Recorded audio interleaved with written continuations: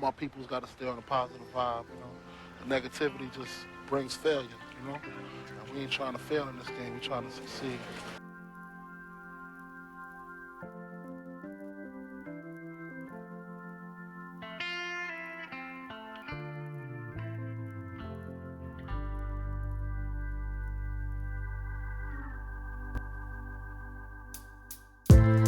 First memories of Seattle hip-hop was, I remember the Sit and Spin. Listen to Rap Attack, listen to Nasty Ness on Rap Attack, Silver Shadow D, B Mellow. That Do the Math just hit me in my dome. Poetry experience, that's where I really started writing. Was Rock Candy. Many ciphers, many battles, many sidewalks, held underground parties in Langston Hughes.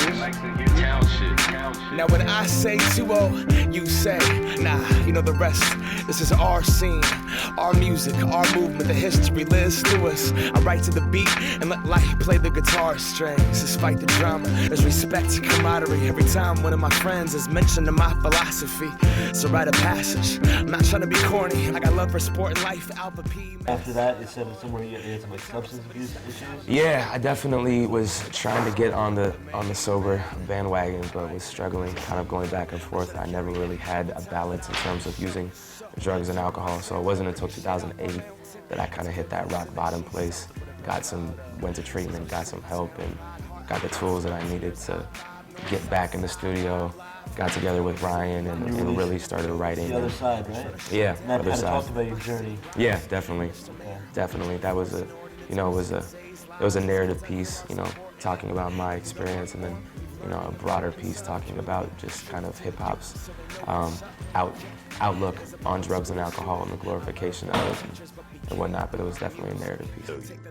Just tell us a little bit about where you come from. You start right in some of the roughest parts of Brooklyn, really in the middle of the worst time of the gang and drug wars of modern times, I guess. Yeah, I grew up in Marcy Projects, which is Brooklyn, New York City. Bedford-Stuyvesant was a really rough area, and right up in the heart of it. And you know, we had great days. We played outside the Johnny Pump, and, you know, which is the water, the fire hydrant, and, you know, the ice cream man, and, you know, just normal childhood. But some days when it got bad, people were shooting outside at 12 noon on Sundays and things like that.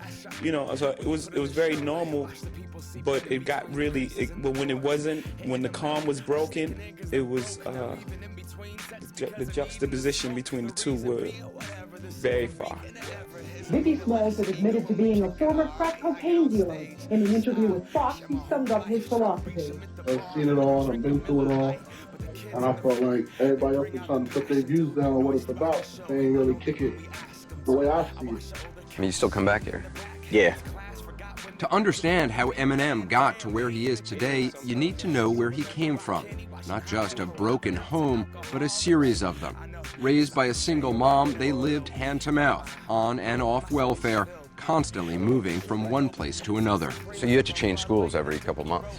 Yeah, I would change schools 2-3 times a year, and that was probably the roughest part. I definitely came up in a time, you know, when I started writing, it was, I was rapping, but I was also doing a lot of spoken word, a lot of, like, you know, open mics, a lot of coffee shops. Like, there wasn't a hip hop scene in Seattle to really even get put on, you know, like, it was very small. Back then it was all artists, and in terms of my style, like, I try to write in a manner that if you take away the beat, if you take away, you know, the melody and the song, and you just have the words, can this stand alone? Can you take that away and still have a powerful piece of writing? Northwest, making you feel the vibe.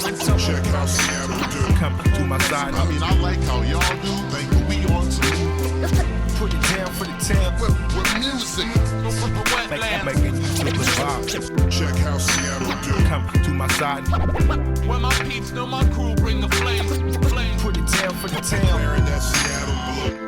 I was like, oh my God. That was my cut, dude. That was my cut. That was my favorite show of all time. Yeah. That was like, I mean, that was when, like, I was such a fan of the music, and it was the first time I was seeing before you got jaded in any way, shape, or form. Exactly. Yeah. You guys got a show tonight in a couple hours. Yeah, We do. yep.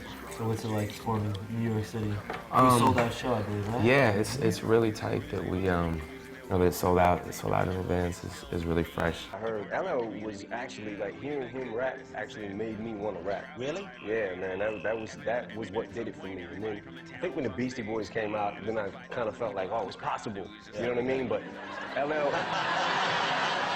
seriously.